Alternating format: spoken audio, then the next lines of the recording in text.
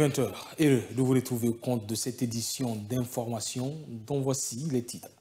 Le procès du massacre du 28 septembre 2009 se poursuit à Conakry. Pour cette reprise, ce sont encore les témoins qui continuent leur déposition devant le tribunal criminel. Ce mardi, c'est Youssouf Joli Touré, proche des dirigeants d'alors, qui a donné sa version des faits. Les détails, c'est dans ce journal. Des acteurs du secteur de l'éducation ne sont pas unanimes sur la décision du gouvernement de prolonger les congés au niveau du pré-universitaire. Des réactions se multiplient pour dénoncer cette mesure. Vous suivrez tout à l'heure le secrétaire général du syndicat libre des enseignants et chercheurs de Guinée, SLEG. Un jeune de 18 ans tué hier lundi lors d'une manifestation spontanée à Amdalaï 2, Ibrahim Abba, a été faussé selon sa famille par une balle alors qu'il partait acheter du savon pour la lessive. Notre reporter Mayama Bouibari s'est rendu dans la famille mortuaire où règne tristesse et indignation. C'est tout pour les titres. Encore une fois, bonsoir et bienvenue. À la une de l'actualité procès des événements du 28 septembre 2009, les témoins continuent de faire leur déposition devant le tribunal criminel. Ce mardi, c'est Youssouf Joli Touré qui a donné sa version des faits. Ces témoins étaient un pont entre des hauts cadres du CNDD et des féticheurs. Il soutient que c'est sur recommandation de ces derniers que les tueries du 28 septembre ont eu lieu. Maman Tanouba. Le témoin Youssouf Touré, alias Joli, est un administrateur civil qui a été dans le cercle du CNDD après la mort du général Lansana Conté en 2008. Il se définit comme quelqu'un qui facilite la liaison entre les responsables du pouvoir d'alors, notamment les militaires et les féticheurs. Youssouf Touré soutient que c'est à l'issue d'une recommandation faite par ces mêmes féticheurs que Moussa Dadis et certains membres de son entourage ont procédé à la répression le 28 septembre 2009 afin de préserver leur pouvoir. Son témoignage n'a rien de véridique selon l'avocat de l'ancien président, Maître Pépé Antoine Lama. Ce monsieur, au regard des incohérences, des affabulations, des contre-vérités, des incohérences qu'on a pu déceler dans ses propos, m'amène à demander une expertise psychiatrique pour situer honnêtement son état de santé. Pour l'avocat de la partie civile, Maître Alpha Amadou Desba, le témoignage de Youssouf Joli Touré a permis de savoir l'usage mystique que les corps ont subi après le massacre. Il a apporté de nouveaux éléments, notamment la gestion des corps, où sont partis les corps. Aujourd'hui, nous avons en tout cas l'information selon laquelle ces corps-là ont été utilisés dans des sacrifices rituels et sataniques. C'est assez grave qu'on ait pris volontairement la vie de ces pauvres citoyens de façon sauvage et que leur corps ait servi à des rites sataniques. Youssouf Joli Touré indexe Gono Sangaré comme le principal cerveau des exactions commises par le régime du capitaine Moussa Dadis Camara. Le délibéré dans le dossier de l'ancien directeur du fonds d'entretien routier, Souleymane Traoré, a été renvoyé au 16 janvier prochain. Sans évoquer les raisons, le président de la Chambre des appels de la Cour de répression des infractions économiques et financières, Noël Kolemou, a juste dit que la décision n'était pas prête. Cet autre renvoi ne favorise pas la partie civile qui se dit victime dans cette procédure. Suivez en extrait Maître Bernard Sa d'ici Milimono au micro d'Amara Bangoura. La décision devait être rendue depuis déjà plusieurs semaines. Aujourd'hui encore, la Cour a déclaré que la décision n'est pas prête. Donc le dossier est renvoyé à Vitaine. La victime ne peut jamais vous dire qu'elle est satisfaite du retard de la procédure. Toute victime est toujours pressée d'être rétablie dans ses droits. Mais, puisque le tribunal a déclaré que la décision n'est pas prête, on ne peut que nous remettre à ça et attendre la huitaine pour espérer que cette fois-ci, ce sera la bonne date. Nous sommes le principal appelant. Nous avons fait appel principal. Le ministère public a fait un appel incident. Mais vous remarquerez que le ministère public n'a pas sollicité que la condamnation soit aggravée à l'égard du prévenu. Il a déclaré qu'il est satisfait de la décision contre laquelle nous avons relevé appel. Donc aujourd'hui, s'il y a quelqu'un qui est vraiment intéressé par la nouvelle décision, c'est bien nous, ce n'est pas le ministère public, c'est bien nous qui sommes intéressés.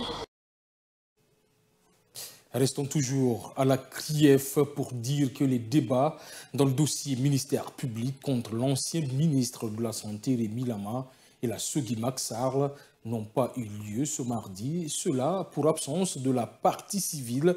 La défense pense que ce n'est que partie remise. Elle se dit d'ailleurs sereine quant à la confirmation de cette décision qui a été rendue par la Chambre de jugement de la Cour de répression des infractions économiques et financières. Suivez Maître Moussa Diallo au micro d'Amara Bangora.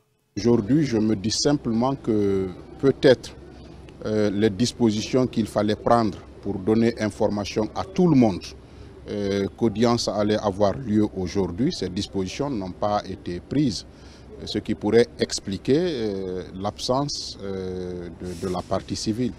Maintenant, le renvoi, il n'est que pour une semaine. Nos clients se reprochent de rien. Et ce sont tous des personnes honorables, respectables, sur lesquelles aujourd'hui des accusations fortuites sont portées et qui ont tout intérêt à se défendre, à se blanchir, tant devant la République que devant leur propre famille. Je pense que c'est une question d'honneur. Donc ils n'ont pas intérêt à laisser la procédure comme telle et ne pas y faire face. Donc ils sont là pour expliquer et faire comprendre en quoi cette accusation est fortuite à leur encontre. D'abord, nous avons réussi cela à travers le premier jugement qui a été rendu ici par la Chambre de jugement de la CRIEF. Aujourd'hui, nous restons droits dans nos bottes par rapport à ce que cette décision, nous sommes sûrs, sera confirmée par la Chambre des appels. Comme annoncé au sommaire, les congés scolaires accordés aux élèves du préuniversitaire suscitent des réactions dans le secteur de l'éducation. Des acteurs dénoncent la décision du gouvernement. C'est le cas d'Aboubacar Souma, secrétaire général du syndicat libre des enseignants et chercheurs de Guinée-SLEG. Pendant ce temps, des candidats aux examens nationaux continuent de rallier les établissements pour des cours de révision. Le secrétaire général du syndicat libre des enseignants et chercheurs de Guinée-SLEG déplore la décision du gouvernement autorisant élèves et étudiants de partir en congé. Aboubacar Souma comprend tout de même la volonté des autorités. Nous déplorons, n'est-ce pas, cette décision du gouvernement, n'est-ce pas, de suspendre ces cours-là. Mais qu'à cela ne tienne, vous savez, ce sont les décisions, n'est-ce pas, qui sont inhérentes aussi, parce que là, nous sommes devant les faits accomplis. L'incendie a fait que vraiment les autorités aussi sont obligées de prendre de telles mesures parce que pour ne pas qu'il y ait que cela entraîne des remous sociaux. La suspension périodique des cours dans le système éducatif a des conséquences négatives sur le déroulement de l'année scolaire, a déclaré Aboubacar Souma. Dès qu'il y a une suspension, n'est-ce pas, de cours, cela, n'est-ce pas, impacte négativement sur le déroulement correct, n'est-ce pas, sur l'exécution correcte de ce planning-là. Donc ce qui fait que, même si c'est 2 jours, après il faudra 4 jours, n'est-ce pas, qu'on ne dispense pas le cours, ça a un impact négatif, n'est-ce pas, sur les objectifs fixés à travers cette planification-là. Donc ce qui fait que ces mesures vont effectivement compromettre, n'est-ce pas, le déroulement correct de ce planning-là. Au collège Satodo de Kaloum, des candidats au brevet d'études du premier cycle BEPC étaient présents ce mardi pour des cours de révision. On nous a donné le conseil, mais nous, on ne veut pas rester à la maison sans venir à l'école parce qu'on veut préparer le BEPC. En tant que nous sommes des élèves, les candidats de 2024 ou les candidats de 2024, donc c'est pour cela que nous avons pris le courage de venir assister à cette révision avec les amis. Dans son communiqué, le gouvernement évoque la pénurie du carburant qui impacte sérieusement l'école guinéenne. Interrogé sur la reprise du siège du SLEG défoncé par le camp Kadiatouba, Aboubacar Souma indique qu'il a réussi à le récupérer et que la plainte contre Kadiatou et son groupe suit son cours normal. Il est au micro dans ce Baïlobadé. Le siège, le siège nous appartient. C'est nous qui sommes là. nous sommes dans notre siège. Parce qu'ils ont déjà tenu leur réunion, ils ont un siège. On n'est pas le même syndicat. Le SLEG, n'est-ce pas, qu'elle dirige, est dans la centrale qui est dirigée par Ablaye Camara. Le SLEG que je dirige est dans la centrale qui est dirigée par Ablaye Sow. Je suis le premier secrétaire général adjoint de cette structure, de cette centrale syndicale. Donc, on n'est pas dans la même organisation. Vous avez repris le siège? Mais bien sûr qu'on a repris le siège. On a repris le siège. C'est chez nous, c'est chez nous. Où on est avec votre plainte? La plainte continue son parcours. Hein? La procédure suit son chemin. Mais nous récupérons notre siège parce que c'est chez nous. Ils ont déjà récupéré, ils sont dans leur siège. Donc nous aussi, on a récupéré notre siège. On s'est installé. Après quelques temps d'accalmie, les manifestations de rue ont repris à Conakry, notamment sur l'axe. Dans la journée de lundi 8 janvier, un jeune âgé de 18 ans a été tué par balle à Hamdalaï Kabalaya dans la commune de Ratoma. Ibrahim Ba, selon ses proches, partait acheter du savon pour la lessive lorsqu'il a été fauché par une balle devant sa cour. Mariam Bouibari s'est rendu dans la famille de la victime. Suivez son récit. Dans la famille d'Ibrahim Ba, c'est une décision difficile à accepter. La mère du jeune homme tué par balle devant sa cour est encore inconsolable. Âgé de 18 ans et enfant unique, il a été arraché à sa famille à la fleur de l'âge. Nous étions en train de laver les habits quand il est sorti acheter du savon. C'est en partant que la balle l'a touché devant la cour. Je suis sorti voir que c'est mon fils. On l'a pris pour l'amener à Ignasdine, mais il était déjà trop tard. Sa famille résiliente ne compte pas intenter d'action judiciaire. Sa mère dit se remettre à la volonté divine. C'est Dieu qui me l'a donné. S'il me le retire aujourd'hui, c'est à lui de faire le jugement. Je m'en remets à sa volonté. Une journée qui a été émaillée par des violences sans précédent. Dans cette famille, c'est un nourrisson de 3 mois qui a failli perdre la vie après avoir inhalé du gaz lacrymogène. Les hommes en uniforme sont venus chez nous hier. Dès qu'on les a vus, on a couru pour rentrer dans la maison. Ils ont tapé en vain, comme on refusait d'ouvrir. Ils ont gâté la porte et ont introduit 2 bombes lacrymogènes. Ce bébé que vous voyez a pleuré jusqu'à faire une crise. On pensait même qu'il était mort.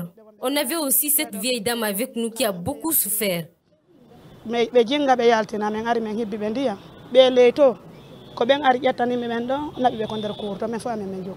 Une manifestation déclenchée à la suite de la crise de carburant qui sévit dans le pays depuis l'explosion du dépôt d'hydrocarbures de Kalouma.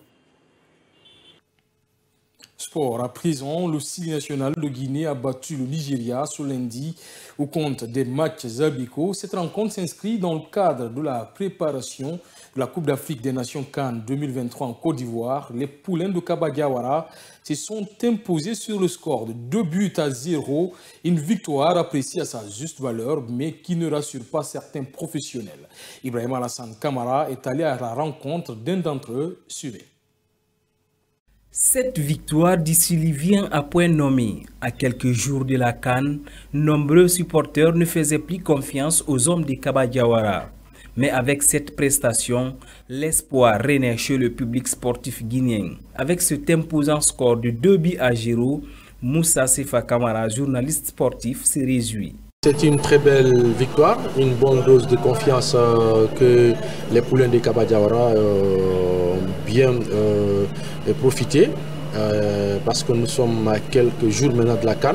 Et battre les Super Eagles du Nigeria est un atout majeur, je pense bien. Mais sauf que c'est un match amical, reste un match amical, c'est un match de test. Des joueurs comme Fassiné Conté se sont illustrés lors de cette rencontre. Mais ce journaliste sportif émet des doutes sur la compétitivité de l'équipe du Sili. Selon lui, Kaba Diawara et son équipe auront du mal à s'en sortir contre les grandes nations de football lors de la CAN. Je ne pense pas si nous avons une équipe capable de faire la compétition. Nous avons des joueurs, certes, nous avons un sélectionneur, certes, mais nous n'avons pas un effectif de faire face grosses lingeries du football africain. L'attaquant guinéen Serhou Guirassy n'a pas terminé la rencontre pour cause des blessures, ce que le sélectionneur qualifie de non grave. Après plus de 5 ans de détention, le fils de l'ancien président nigérian, Mohamed Bazoum, a été libéré ce lundi. Salem Bazoum, âgé de 22 ans, a été retenu prisonnier aux côtés de son père depuis le putsch du 26 juillet 2023. Après sa libération, il s'est directement rendu au Togo en compagnie du ministre togolais des Affaires étrangères qui séjournait à Niamey. Suivez ce commentaire de Maman Setatamel Kamara. Salem Bazoum est désormais libre.